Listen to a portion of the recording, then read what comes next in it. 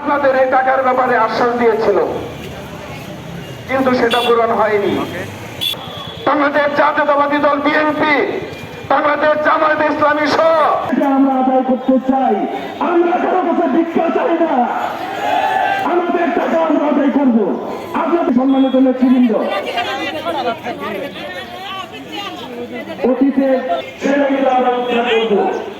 উদ্ধার না হওয়া পর্যন্ত আমরা ষড়যন্ত্র আমাদেরকে এই পথ থেকে সরিয়ে দিতে পারবে না।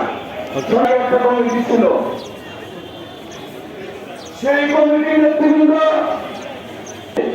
তারা ব্যর্থ হয়েছে, তারা নাটক করেছে। কোথা থেকে চালান এই সমবায় সমিতির টাকা দিয়ে তারা নির্বাচিত হয়েছে। আমি যেটা জানি, এই সমবায় সমিতির নির্বাচনকে কেন্দ্র করে কোন একটা মামলা চলমান আছে। সেই সমস্ত সমিতি বিবর্তন হয়েছে, প্রতারক সমিতিগুলি আছে, এনএসএল লোক আছে, তাদেরকে কাগজগুলি পৌঁছায়। হাইরে টাউডেরা, হ্যাঁ হাইরে টাউডেরা সোজা হয়ে যাবি গে। টাকা দে, সামাজিক চিনি এই চিনি তাকে বহুত অনুরোধ করছি।